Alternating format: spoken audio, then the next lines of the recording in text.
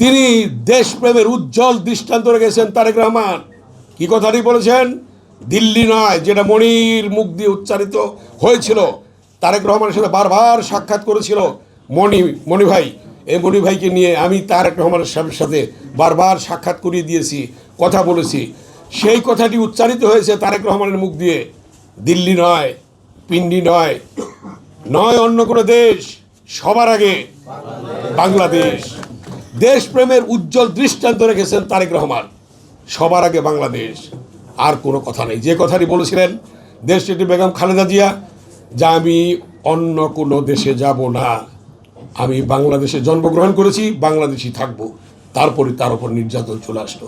6টি বছর তাকে জেলে রাখা হয়েছে বিনা দোষে।